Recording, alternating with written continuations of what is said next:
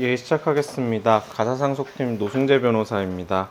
이미 이혼소송 실무에 대해서 다 충분히 아실 거라고 생각은 되는데, 재산분할이나 증거신청 등과 관련해서 좀 다시 한번 좀 세부적으로 살펴보면 좋지 않을까라는 생각이 들어서 이혼소송 실무를 이번 세미나 발표 자료로 준비를 하게 되었고요.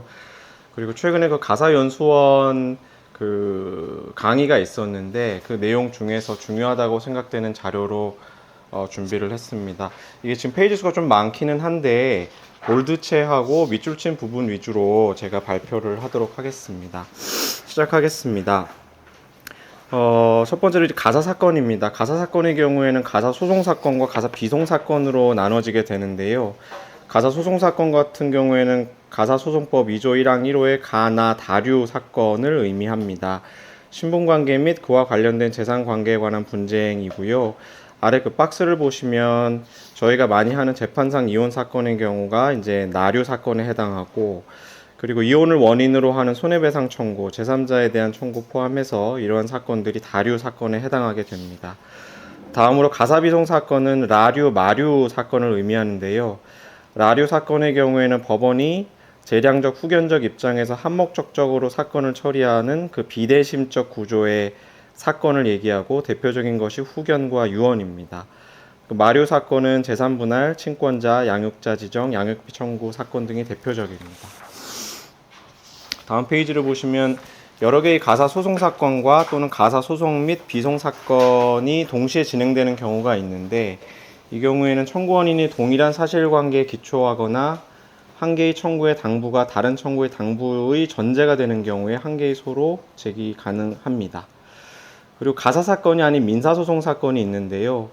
이혼을 원인으로 하지 않는 제3자, 주로 상간자를 상대로 제기하는 위자료 청구, 그리고 세 번째 꼭지에 보시면 약정에 따른 위자료, 재산분할 청구 등은 가사 사건이 아닌 민사소송 사건에 해당합니다. 그 다음에 가사 사건의 특수성에 대해서 말씀드리겠습니다. 당사자 명칭을 보시면 가사 소송은 원피고라고 부르고 가사 비송은 청구인과 상대방이라고 부르기는 하는데, 가사 소송과 병합되는 경우에는 원피고로 부르기도 합니다. 그리고 당사자의 사망과 소송 수계를 보시면 이혼 청구의 경우에는 이혼 청구권이 일신 전속적 권리이기 때문에 배우자 일방이 사망을 하면은 이혼 소송은 종료됩니다. 이혼 청구와 위자료가 병합되어서 소송이 계속 중에 청구한 그 당사자 원고가 사망한 경우에는 행사상의 일신 전속권일 뿐 귀속상의 일신 전속권은 아니기 때문에 양도나 상속 등 승계가 가능하다라는 것이 대법원의 입장입니다.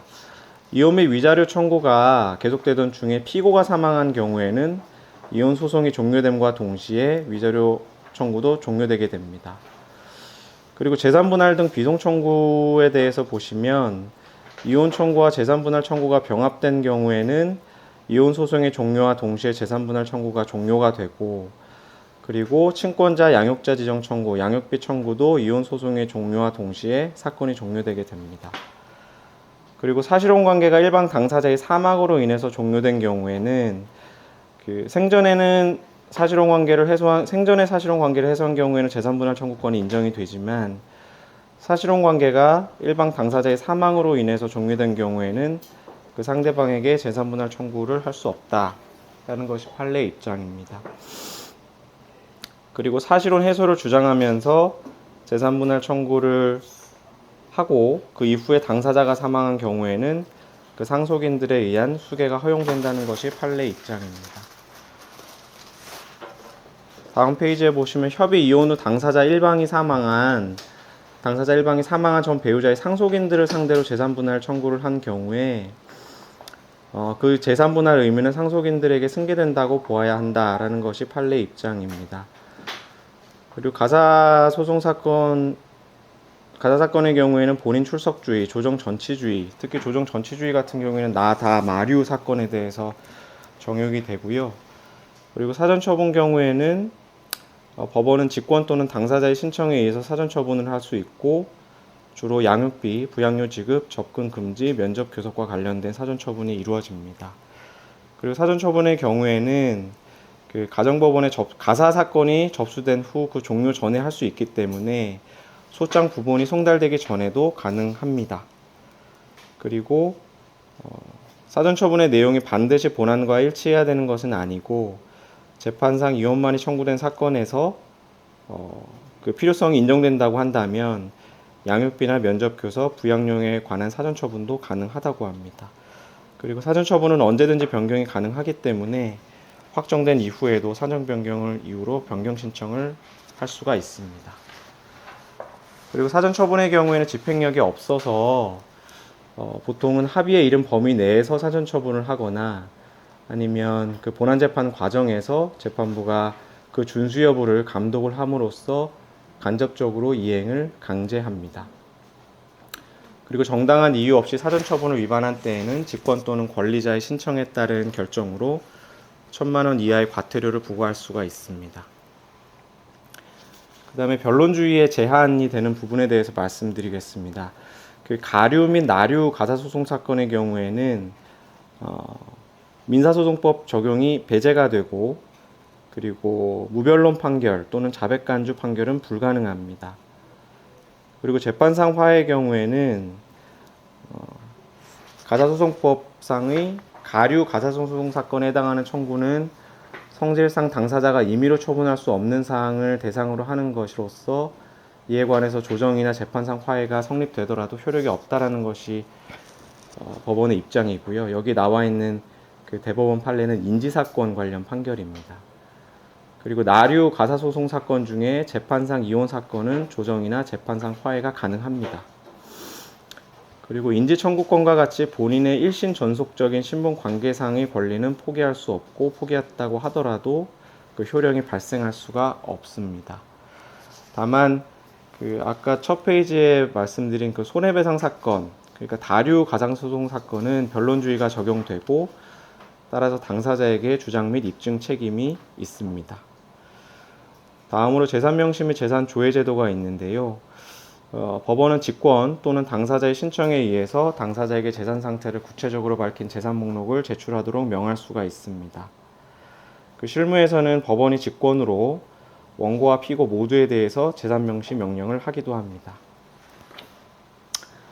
그리고 다음 페이지를 보시면 그 재산명시 대상 당사자가 정당한 이유 없이 재산 목록의 제출을 거부하거나 거짓 재산 목록을 제출하면 1,000만 원 이하의 과태료를 부과하도록 규정되어 있습니다. 그리고 이 재산명시 절차를 거쳤음에도 불구하고 그 제출된 자료만으로 사건의 해결이 곤란한 경우에는 법원이 직권 또는 당사자의 신청에 의해서 당사자 명의의 재산을 조회하도록 할 수도 있습니다. 다음으로 가사조사 제도인데요. 그 일반 가사조사 명령이 있습니다. 가사조사관은 재판부의 명을 받아서 사실을 조사를 하고 사건 관계인의 학력, 경력, 생활 상태, 재산 상태와 성격, 건강 및 가정 환경 등에 대해서 전문적 지식을 활용을 해서 조사를 하도록 되어 있습니다. 보통은 제1회 변론기일 진행 결과 당사자 사이에 다툼이 있고 법원이 봤을 때 조사가 필요하다라고 판단이 되면 기일을 추정하고 가사조사관에게 가사조사를 명하는 것이 일반적입니다. 그리고 가사조사관의 조사 보고서는 그 판결의 기초자료가 되고 사실 인정을 위한 증거자료가 되어서 그 의미가 있습니다. 다음으로 조정조치 명령입니다. 그 가사조사관은 의무 이행 상태를 점검을 하면서 당사자 또는 사건 관계인의 가정, 기타 주위 환경의 조정을 위한 조치를 행할 수가 있습니다. 예를 들어서 부부관계에 대한 부부상담, 심리검사, 양육관계에 대한 부모 교육 및 상담, 그런 것들이 조정조치 명령에 해당할 수 있습니다. 그리고 양육환경조사명령이 있는데 양육환경조사, 이 명령에 따라서 양육환경조사와 시범면접교섭이 이루어지게 되고요. 그 다음에 이제 그 조사가 끝난 이후에 가사조사관이 조사 보고서를 제출을 하게 되는데 그 조사관 의견란, 그리고 조정조치 보고서, 상담보고서, 심리검사 보고서는 열람 등사가 제한됩니다. 다음으로 저희가 가장 많이 하는 재판상 이혼 사건에 대해서 말씀드리겠습니다. 먼저 토지 관할 부분을 보시면 재판상 이혼의 소의 관할은 전속 관할이고 1순위로는 부부가 같은 가정법원의 관할 구역 내에 보통 재판적이 있을 때 그 가정법원. 2순위는 마지막으로 같은 주소지를 가졌던 가정법원의 관할 구역 내에 어느 한쪽에 보통 재판적이 있을 때 그 가정법원. 그리고 3순위는 상대방의 보통 재판적이 있는 곳의 가정법원입니다. 그리고 피고의 주소가 국내에 없거나 알 수 없는 때에는 서울 가정법원이 관할을 하게 됩니다. 그리고 3월 관할은 그 5억 원을 기준으로 해서 판단을 하게 됩니다. 다음으로 재판상 이혼 원인입니다. 민법 제840조에 그 1호부터 6호까지 규정이 되어 있는데 각 호 사유마다 각 별개의 독립된 이혼 사유를 구성하게 되고 소송 당사자는 그 중에 주장하는 그 사유가 몇 호에 해당하는지를 특정할 필요가 있습니다. 다만 조정을 고려한다면 소장 단계에서는 구체적인 기재를 생략할 수도 있습니다. 조정 신청서상에 너무 상세한 내용을 기재를 하면 조정의 가능성이 떨어지기 때문에 그런 점을 고려한 것 같습니다. 1호는 배우자의 부정한 행위가 있었을 때를 규정하고 있고 이 부정행위라는 것은 부부의 정조 의무에 충실하지 아니한 일체의 부정행위가 이에 포함된다라고 보고 있습니다. 그리고 혼인 파탄 후 제3자와의 성적행위 등 부정행위로 인한 손해배상 청구 사건 관련해서 법원은 실질적으로 부부 공동생활이 파탄이 되어서 회복할 수 없을 정도의 상태에 이르렀다면 그 이후에 부정행위가 있었다고 하더라도 불법행위가 성립한다고 보기 어렵다라고 판시를 하였습니다. 2호는 배우자가 악의로 다른 일방을 유기한 때를 규정을 하고 있습니다. 부부로서의 동거, 부양, 협조 의무 위반을 규정을 하고 있는데 단순히 집을 나간 것만으로는 부족하고 부양 의무도 이행하지 않아야 한다라고 보고 있습니다. 그리고 마지막 동그라미 표를 보시면 합의에 따른 별거, 상대방의 귀책 사유로 인한 부득이한 가출의 경우에는 이에 해당하지 않는다라고 하고 있습니다. 이혼 소송 상담을 오시는 분들 중에 보통 지금 지금 견디기가 어려운 상황인데 집을 나가도 되나요? 라고 물어보시는 분들이 있습니다. 그런 분들은 다 재반 사정을 통해서 고려를 해야 되겠지만 조금 전에 말씀드린 그 네 번째 꼭지의 내용을 고려를 할 때 그 상대방의 귀책 사유로 인한 부득이한 사유로 인해서 집을 나간다라는 점을 미리 좀 준비하면 좋지 않을까 싶습니다. 3호는 배우자 또는 그 직계 존속으로부터 심히 부당한 대우를 받았을 때를 규정하고 있고 그 의미는 혼인관계의 지속을 강요하는 것이 가혹하다고 여겨질 정도의 폭행, 학대, 모욕을 받았을 경우를 의미하게 됩니다. 그리고 다음 페이지에 4호는 자기의 직계 존속이 부당한 대우를 받았을 때를 규정하고 있고 5호는 배우자의 생사가 3년 이상 분명하지 아니할 때를 규정을 하고 있습니다. 그리고 가장 많이 문제가 되는 것이 6호 부분인 것 같습니다. 기타 혼인을 계속하기 어려운 중대한 사유가 있을 때 규정인데요. 이것에 대해서 판례는 부부 공동생활 관계가 회복할 수 없을 정도로 파탄되고 혼인 생활의 계속을 강제하는 것이 일방 배우자에게 참을 수 없는 고통이 되는 경우를 말한다라고 판시하였습니다. 그리고 그 다음 판례를 보시면 부부간에 정상적인 성생활이 불가능한 경우에는 혼인을 계속하기 어려운 중대한 사유가 있다고 할 것이지만 전문적인 치료와 조력을 통해서 정상적인 성생활로 돌아갈 가능성이 있다면 이 6호 사유에 해당하지 않을 수 있다라고 판시한 부분이 있어서 기재를 해보았습니다. 그리고 12페이지 상단의 대법원 판결은 최근 판결인데요. 공동으로 이룩한 재산의 주요 부분을 부부의 일방이 정당한 이유 없이 그리고 상대방의 협의나 그의 동의 없이 일방적으로 처분하는 경우에는 더 나아가서 그리고 부부간의 애정과 신뢰가 회복할 수 없을 정도로 훼손되고 혼인 생활의 계속을 강제하는 것이 한쪽 배우자에게 참을 수 없는 고통이 되는 경우라면 6호 사유로 주장할 수 있다라고 판시한 부분이 있어서 써보았습니다. 그 다음에 유책주의와 파탄주의입니다. 부부의 혼인관계가 돌이킬 수 없을 정도로 파탄되었다고 인정이 된다면 그 파탄의 원인에 대한 원고의 책임이 피고의 책임보다 더 무겁다고 인정되지 않는 한 이혼 청구를 인용해야 한다라고 대법원은 판시를 하였습니다. 그리고 대법원은 유책 배우자의 이혼 청구는 원칙적으로 허용되지 않는다라고 판시를 하였는데요. 그 사유는 파탄주의를 취해서 유책 배우자의 이혼 청구를 널리 인정하는 경우 유책 배우자의 행복을 위해서 상대방이 일방적으로 희생되는 결과가 될 위험이 크다. 그리고 다음 페이지에 파탄주의를 도입한다면 법률이 금지하는 중혼을 결과적으로 인정하게 될 위험이 있다.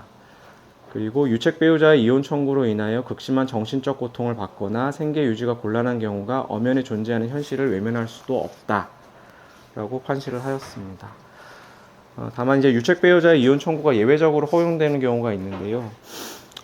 상대방 배우자도 혼인을 계속할 의사가 없어서 축출 이혼의 염려가 없는 경우, 그리고 이혼을 청구하는 배우자의 유책성을 상쇄할 정도로 배우자 및 자녀에 대한 보호와 배려가 이루어진 경우, 그리고 시간이 많이 지나서 유책성과 상대방 배우자가 받은 정신적 고통이 점차 약화가 돼서 쌍방의 책임의 경중을 엄밀히 따지는 것이 무의미한 정도가 된 경우에는 유책 배우자의 이혼 청구를 허용할 수 있다라고 대법원은 판시하였습니다. 제척기간은 민법 840조 1호 사유 관련해서는 이를 안 날로부터 6개월, 그 사유 있는 날로부터 2년이 되고요. 그리고 민법 840조 6호 기타 사유 관련해서는 안 날로부터 6월, 사유 있는 날로부터 2년이 됩니다. 다음 페이지에 보시면 6호의 경우에는 사유가 발생한 뒤에 혼인을 계속하기 어려운 중대한 사유가 지속되는 경우가 대부분이기 때문에 제척기간이 적용될 여지가 크지 않다라고 보고 있습니다. 그 다음 부분 위자료 부분입니다. 근거 규정은 민법 843조, 806조, 751조가 되고요. 그리고 개별적인 유책 행위로 인한 불법 행위 책임이 아니라 개별적인 유책 행위가 원인이 되어서 이혼에 이르게 됨으로써 발생하는 불법 책임을 의미합니다. 제3자, 상간자에 대한 위자료 청구를 보시면 부부의 일방과 제3자가 부담하는 불법행위 책임은 공동 불법행위 책임으로서 부진적 연대채무 관계에 있다. 그리고 부진적 연대채무자 상호 간에 있어 면제는 절대적 효력이 없으나 채권의 포기나 면제는 상대적 효력만 있다라고 대법원은 판시를 하였습니다. 그 다음 판례, 이거는 좀 하급심에서도 문제가 많이 되는 부분인 것 같아서 읽어보겠습니다.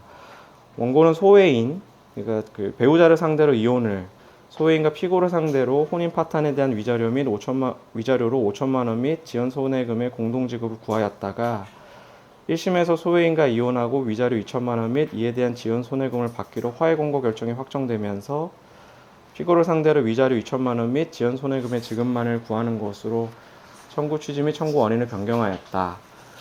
원심은 판시와 같은 이유로 피고와 소외인은 최초 원고에 대해서 공동 불법 행위로 인한 위자료 4천만 원을 배상할 부진적 연대채무를 부담하였고 소외인이 그중 2천만 원을 변제함에 따라 피고의 채무액도 그만큼 소멸하여 피고는 원고에게 나머지 2천만 원 및 이에 대한 지연 손해금을 지급할 의무가 있다고 판단하였다.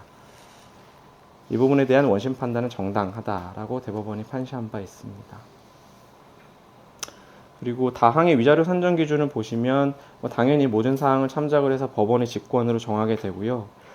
지연 손해금의 경우에는 실무상 대체로 소장 부본 송달 다음 날부터 지연 손해금을 청구하고 있고 판결도 그렇게 지급을 명하고 있습니다. 그리고 위자료의 소멸시효 부분을 보시면 불법 행위로 인한 손해배상 청구권은 안날로부터 3년인데 이 경우 통상 이혼이 성립된 때를 기산일로 보고 있다라고 판시하였습니다. 재산분할에 대해서 말씀드리겠습니다. 근거 규정은 민법 839조의 2와 843조입니다. 이혼으로 인한 재산분할 청구권은 이혼이 성립한 때의 법적 효과로서 비로소 발생을 하고 심판에 의해서 구체적 내용이 형성되기 전까지는 범위 및 내용이 불확정하기 때문에 구체적으로 권리가 발생하였다고 볼 수가 없습니다. 따라서 혼인이 해소되기 전에 미리 이 재산분할 청구권을 포기하는 것은 성질상 허용되지 않는다라고 대법원은 판시를 하였습니다. 그리고 재산분할 청구권에 대해서 판단을 할 때 법인은 청산적 요소뿐만 아니라 이혼 후의 부양적 요소, 정신적 손해를 배상하기 위한 급여로서의 성질 등도 고려한다라고 판시를 하였습니다. 그리고 17페이지의 사항을 보시면 재산분할 청구의 경우에 청구 취지에 구속받지 않고 가장 합리적인 방법으로 법원이 심판을 하게 됩니다. 그 방법도 당사자의 청구와 달리 정할 수가 있습니다. 그리고 재산분할 심판 청구 후에 그 취하를 하는데 상대방의 동의가 불필요하기 때문에 청구를 취하하는 것만으로 절차를 종료시킬 수가 있고, 그 이미 이루어진 재산분할 관련 약정의 이행을 구하는 것은 민사소송에 해당합니다. 그리고 재산분할 사건 관련해서 토지관할은 재산분할 청구만 있는 경우에는 상대방의 보통재판적 소재지 가정법원이 되고, 이혼소송과 병합된 경우에는 이혼소송 관할이 되고, 아까 말씀드린 것처럼 사물관할의 경우에는 5억 원을 기준으로 살펴보게 됩니다. 그리고 제척기간은 협의 이혼 성립일, 이혼 판결 확정일로부터 2년이 되고, 그리고 그 2항을 보시면 재산분할 청구 제척기간이 지나면 그때까지 청구 목적물로 다시 말씀드리겠습니다. 2년 제척기간 내에 재산 일부에 대해서만 재산분할을 청구한 경우인데요.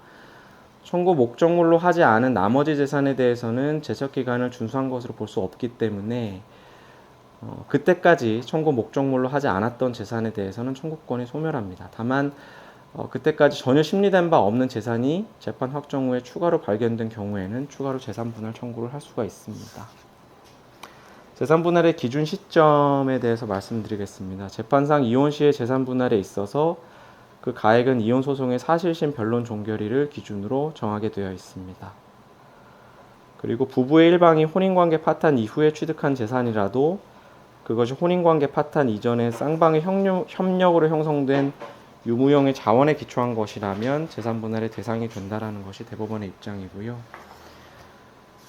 다음 페이지에 보시면 혼인 파탄 당시에는 존재하고 있었지만 사실심 변론 종결 당시에 현존하지 아니한 대산은 분할 대상으로 삼을 수 없고, 분할 대상 재산의 처분 또는 멸실로 인한 대상 재산이 남아있는 경우에는 이를 분할의 대상으로 삼아야 합니다. 그리고 재판상 이혼소송 과정 중에서 이혼하기로 조정이 성립된 경우에는 재산과 액수는 조정이 성립한 날을 기준으로 정하여야 합니다. 그리고 사망의 협의 이혼 후 재산 분할의 경우에는 협의 이혼이 성립한 날을 기준으로 하고요. 사실혼 해소 후에 재산 분할을 하는 경우에는 사실혼 해소일을 기준으로 하게 됩니다. 그리고 금융재산 관련해서 재판에서 많이 나오는 이야기인데, 금융재산 분할, 예금 채권과 같은 경우에는 쌍방이 인정하는 별거일 또는 원고의 소재기일 등을 기준으로 해서 정리하는 경우가 일반적인 것 같습니다. 그리고 분할 대상에 대해서 말씀드리겠습니다. 20페이지입니다. 혼인 중 쌍방의 협력으로 이룩한 재산이 분할 대상이 되고요. 그 2항의 쌍방의 협력이라는 것은 취득자금 조달 등 직접적 협력뿐만 아니라 가사노동 내조 등 간접적 기여도 여기에 포함된다라고 보고 있습니다. 가사에 불성실한 행위를 하였다고 하더라도 기여가 없었다고 단정할 수 없다라고 판시한 부분이 있습니다. 그리고 특유재산 부분이 많이 문제가 되는데, 부부 일방이 혼인 전에 취득한 재산, 상속, 증여 등에 의해서 취득한 재산은 재산분할 대상에서 제외됨이 원칙입니다. 그러나 다른 일방이 적극적으로 그 재산의 유지에 협력해서 감소를 방지하였거나 증식에 협력하였다고 인정되는 경우에는 분할 대상에 포함이 됩니다. 그리고 특유재산에 대한 가사 노동 등을 통한 배우자의 협력도 폭넓게 인정되고 있습니다. 다음으로 명의신탁재산 부분을 보시면 부부 일방에게 명의신탁된 재산, 그러니까 부부 일방의 명의로 취득한 재산이라도 제3자가 명의신탁한 재산이라면 재산분할 대상에서 제외가 됩니다. 그리고 부동산 실권리자 명의 등기에 관한 법률 위반의 문제가 있기 때문에 재산분할 대상에는 포함을 하되 분할 비율을 정함에 있어서 고려하는 경우도 있습니다. 그리고 제3자 명의의 재산은 부부 중 일방이 명의신탁을 한 경우를 의미하는데요. 그 부부가 일방이 명의신탁을 하고 실질적으로 지배하고 있는 재산으로서 부부 쌍방의 협력으로 형성된 것이면 분할 대상이 됩니다. 다만 민사소송에서 명의신탁이 인정된 경우가 아니라면 인정되기는 그렇게 쉽지 않다고 합니다. 그리고 퇴직금 부분을 보시면 부부 일방이 아직 재직 중이어서 실제 퇴직급여를 받지 않았더라도 이혼소송의 사실심 변론 종결 시에 이미 잠재적으로 존재해서 경제적 가치의 현실적 평가가 가능한 재산인 퇴직급여 채권은 재산분할의 대상이 된다라는 것이 전원합의체 판결이고요. 그리고 2012무 2888호 전원합의체 판결 이후 연금 분할에 관한 명문의 규정을 두고 있는 그런 경우들이 있습니다. 국민연금법, 공무원연금법, 사립학교 교직원연금법, 군인연금법에서는 관련 규정을 두고 있습니다. 그리고 퇴직연금에 대해서 관련 법률의 규정에 맡기고 별도의 분할 대상으로 삼지 않는 경우에는 판결 이후에 별도로 판단하지 않는다라고 기재를 한다고 합니다. 그리고 관련 법률에서 정한 분할 비율을 수정하거나 일방에게 귀속시킬 필요가 있는 경우에는 아래와 같이 그 판결 주문에 예를 들어서 21페이지 하단에 재산 분할로 이 판결 확정일에 속하는 달의 다음 달부터 피고가 공무원연금공단으로부터 매달 받게 될 퇴직연금 중 원고와 피고의 혼인기간에 해당하는 연금액의 40%를 원고에게 분할한다 라는 그런 식으로 기재를 하게 된다고 합니다. 그리고 수급권 배제 또는 포기 관련해서 대법원은 그 재판서 등에 퇴직연금의 분할 비율 등이 명시되어 있지 않으면 재산 분할 절차에서 이혼 배우자가 자신의 분할연금 수급권을 포기하거나 자신에게 불리한 분할 비율의 설정에 동의하는 합의가 있었다거나 그러한 내용의 법원 심판이 있었다고 쉽게 단정해서는 아니 된다라고 판시한 바 있고요. 그리고 명예퇴직금과 퇴직수당의 경우에도 상대방 배우자의 협력이 기여한 것으로 인정이 된다면 사실심 변론 종결시를 기준으로 해서 재산분할의 대상이 될 수 있다라는 것이 대법원의 입장입니다. 영업과 관련한 권리금도 분할 대상에 포함되는 경우가 있고 권리금 액수에 대해서 감정을 하는 것이 일반적입니다. 다음으로 채무와 관련해서 일상가사 채무, 공동재산의 형성 유지에 수반하여 부담한 채무만 분할 대상이 됩니다. 그리고 보증채무의 경우에는 현실화 여부가 불확실하고 구상권 행사 여지가 있으므로 원칙적으로 제외가 됩니다. 그리고 부부가 각각 주채무자와 연대보증인인 경우에는 원칙적으로 주채무자의 소극재산만 포함이 되게 되고요. 그 영업상 채무의 경우에는 그 파탄 이전에 정상적인 혼인 생활 중에 주수입원으로 영위했던 사업상의 거래 관계에서 발생한 채무의 경우에는 소극재산으로 인정될 수가 있습니다. 그리고 지인이나 가족, 부모로부터 돈을 빌렸다라고 주장을 하는 경우가 있는데 그 진실성을 담보할 증거가 부족하거나 증여인지 채무인지 여부가 불확실한 경우에는 재산분할 대상에서 제외되는 경우가 있습니다. 그리고 채무 초과의 경우에 관련해서 대법원 전원합의체 판결이 있었는데요. 수국재산의 총액이 적극재산의 총액을 초과해서 재산분할을 한 결과가 결국 채무의 분담을 정하는 것이 될 때도 법원은 재산분할 청구를 받아들일 수 있다라는 것이 대부분 입장이고, 다만 이제 적극재산을 나눌 때처럼 재산 형성에 대한 기여도 등을 중심으로 일률적인 비율을 정해서 당연히 분할 귀속되게 해야 한다는 취지는 아니라는 점을 덧붙여 밝혀둔다. 재반 사정을 고려해서 판단을 하겠다라는 그런 취지로 판시를 하였습니다. 그리고 가액 산정 부분을 보시면 반드시 시가 감정에 의해서 인정해야 하는 것은 아니지만 객관성과 합리성이 있는 자료에 의해서 평가를 해야 합니다. 가장 많이 문제가 되는 부동산 아파트의 경우에는 KB 시세와 국토해양부 실거래가 등을 기준으로 판단을 하게 되고, 신축 아파트 등 시세가 없거나 그대로 적용하기 곤란한 경우에는 감정평가를 하게 됩니다.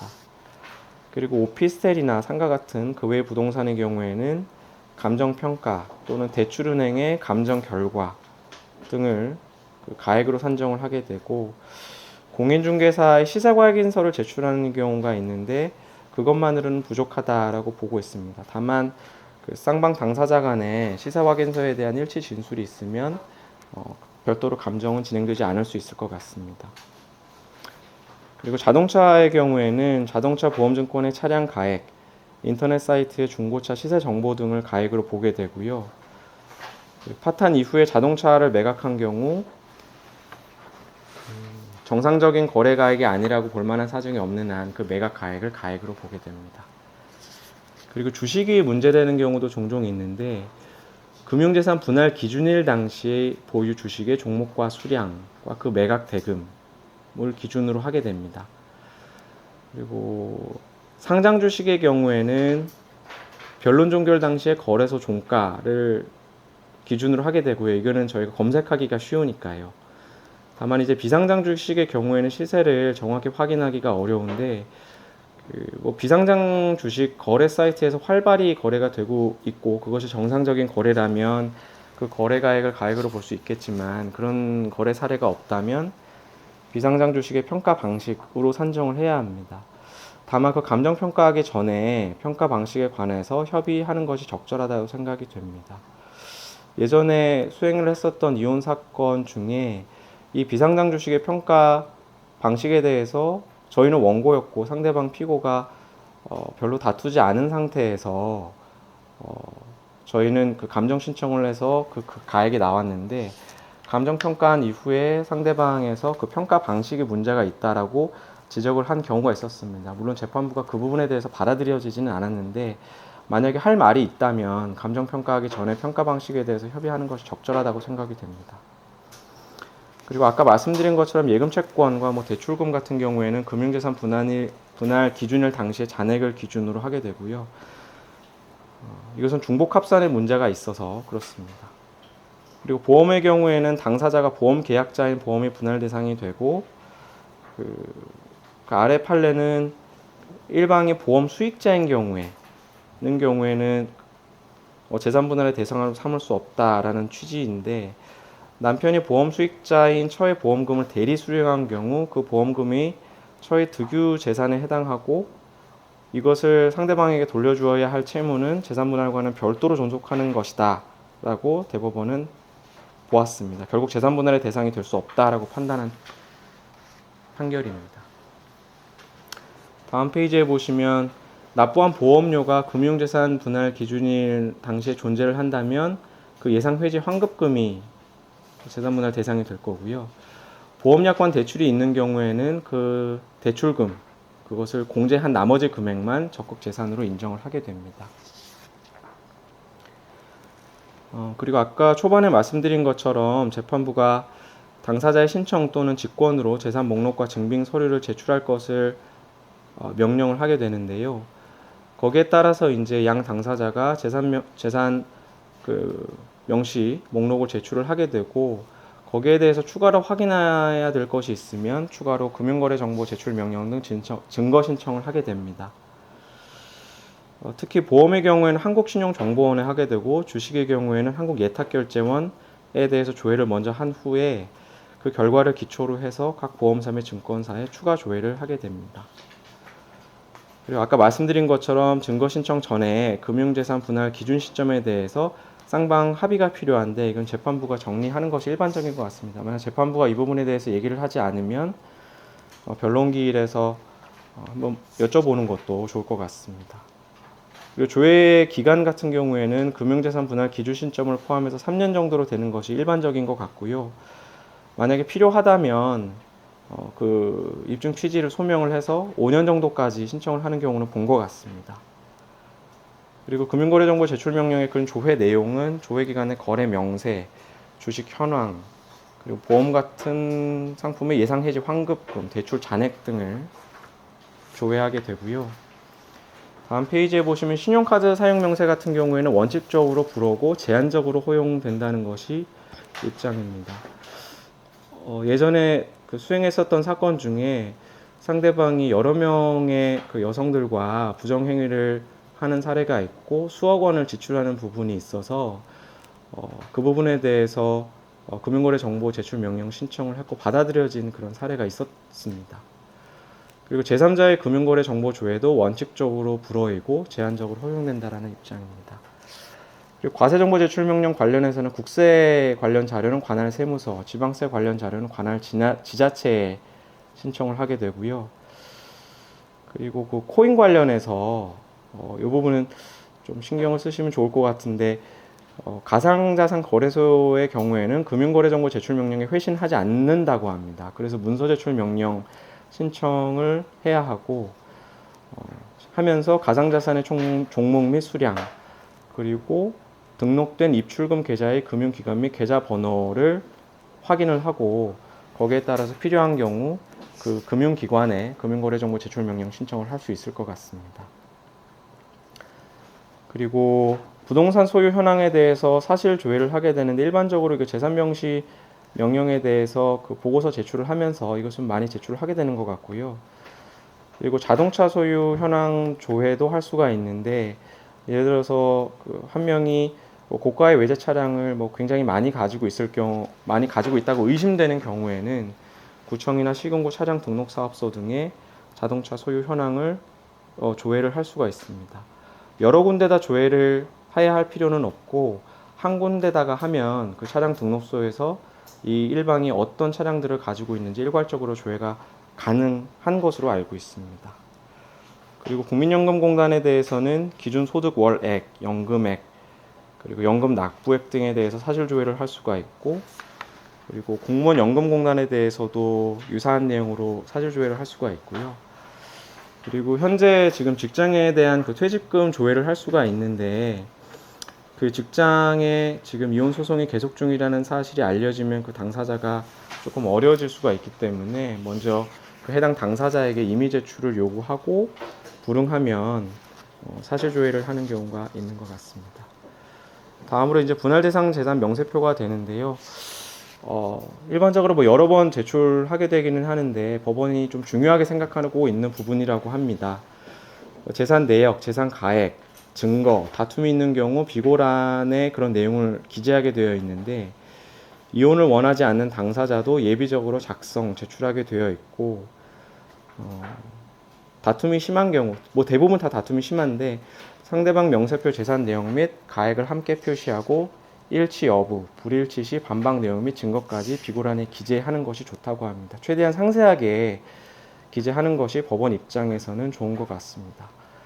그리고 맨 마지막에 한 번에 명세표를 제출하기보다는 그때그때 상대방과 저희 쪽 주장이 제출될 때 여러 차례 수정 명세표를 제출하는 것이 좋다고 하고요. 변론 종결일 무렵에 최종 명세표를 제출하는 것이 또 좋다고 합니다. 그리고 재산분할 산정 방식에 대해서는 다 알고 계시겠지만 그 쌍방 순재산의 합계액에 일방 당사자의 재산분할 비율을 곱하고 거기서 순재산을 공제하는 방식으로 산정이 되게 됩니다.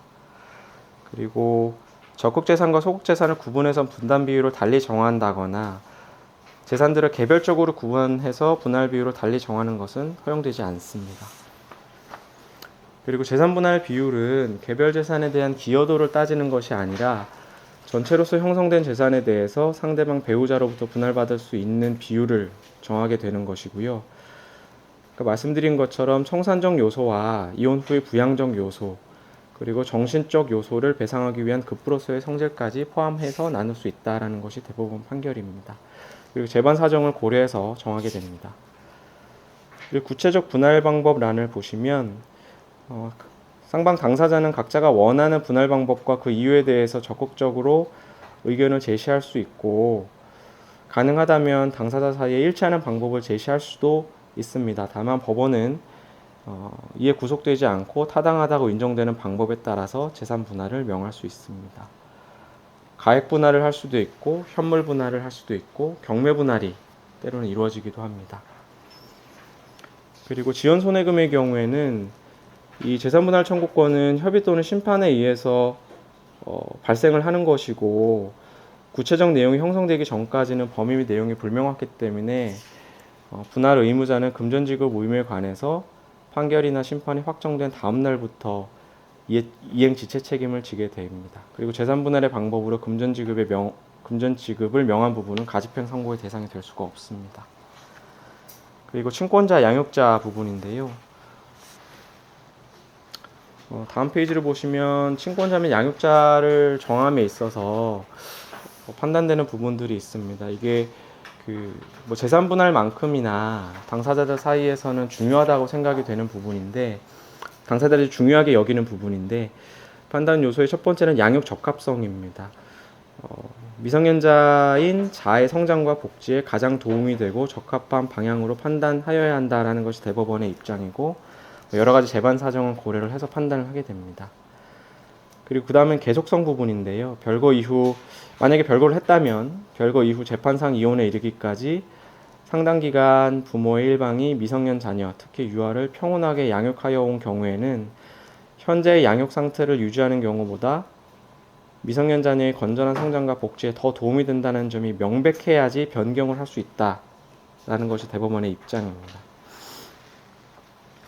다음으로 32페이지엔 자녀의 의사도 고려가 되고, 부정적 고려 요소로는 일방이 자녀를 탈취해서 단독 양육을 개시한 경우, 그리고 또 일방이 자녀와 상대방의 면접 교섭을 정당한 이유 없이 차단한 경우에는 부정적 고려 요소가 됩니다.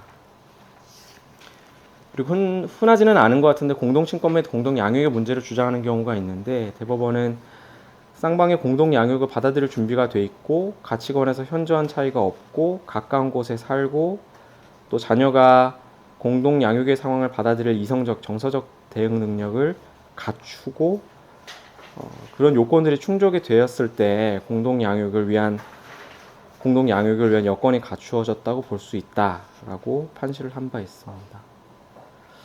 그리고 면접교섭 관련해서 가정법원은 원칙적으로 부모와 자녀의 면접교섭을 허용을 하되, 자녀의 복리를 침해하는 특별한 사정이 있는 때에는 당사자의 청구 또는 직권에 의해서 면접교섭을 배제할 수가 있습니다. 다만 이 경우에도 다음 페이지에 보시면 막연한 우려를 내세워서 면접교섭 자체를 배제하는 데에는 신중하여야 한다라고 판시를 한 바 있습니다. 그리고 양육 환경 조사가 이루어지는 경우가 있는데요. 가사조사관을 통해서 양 당사자의 양육 환경을 조사를 하고 필요한 경우에는 출장 조사, 그리고 양육자와 양육 보조자의 양육 상황을 확인을 하고 비양육자의 면접 교섭 상황까지 확인을 하게 됩니다. 양육 환경 조사 시에 양육 보조자도 참석이 필요하고 참석하지 않으면 감점 요소가 된다고 합니다. 그리고 조정 조치로서 부모 교육, 아동 상담, 시범 면접 교정 등이 이루어지기도 합니다. 그리고 가정법원 내 이음누리센터 같은 곳에서 면접 교섭이 이루어집니다. 양육비 근거 규정을 말씀드리겠습니다. 근거 규정은 민법 837조와 가사소송규칙 93조이고요.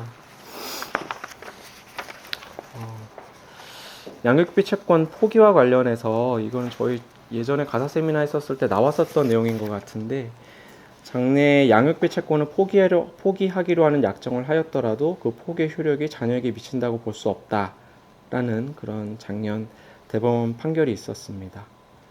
그리고 청구권의 내용과 범위가 확정된 후의 양육비 채권 중 이미 이행기가 도달한 후의 양육비 채권은 완전한 재산권이 되기 때문에 권리자의 의사에 따라 포기 양도 또는 상기 자동 채권으로 하는 것도 가능하다라고 판시를 하였습니다. 양육비 판단 요소도 당연히 자의 복리, 그리고 자녀의 나이 등 양육 상황, 양육비 산정 기준표 등을 살펴보게 되고요. 양육비 감액 청구를 하는 경우가 있는데, 이 경우에 대해서 법원은 자녀들의 성장에도 불구하고 양육비의 감액이 필요할 정도로 청구인의 소득과 재산이 실질적으로 감소했는지 심리 판단을 해야 된다라고 판시를 한 바 있습니다. 그리고 과거 양육비의 경우에는 거기에 대해서 대법원은 양육비는 자녀를 공동으로 양육할 책임이 있는 부모가 원칙적으로 공동으로 부담을 해야 하는데, 과거의 양육비에 대해서 상대방이 분담하는 것이 상당하다고 인정되는 비용을 청구할 수 있다라고 판시를 한 바 있습니다. 다만 이 경우에는 조금 소멸시효가 문제될 수가 있어서 아래 대법원 판례를 기재해 보았고, 대법원 판례는 그 권리의 소멸시효는 자녀가 미성년자이어서 양육 의무가 계속되는 동안에는 진행하지 않고 자녀가 성년이 되어서 양육 의무가 종료된 때로부터 진행한다고 보아야 한다라고 판시한 바 있습니다.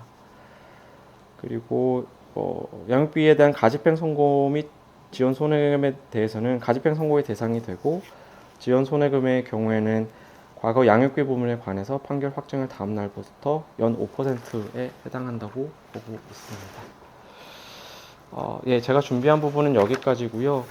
그 이혼 소송의 경우에는 일반 민사 소송보다 오히려 더 증거 신청 등이 좀 다양하게 이루어지는 것 같고, 또 그런 게 또 필요하다고 생각이 됩니다. 그래서 필요하다면 제가 한글 파일을 보내드릴 수는 있는데, 저 같은 경우에는 이 정리한 파일을 가지고 이혼 소송 할 때마다 그 검색을 해가지고 한 번씩 살펴보고 이혼 소송에 임하면 좋지 않을까라는 생각이 들어서 그 부분 참고로 말씀드립니다. 예, 여기까지 준비했고요. 예, 들어주셔서 감사합니다.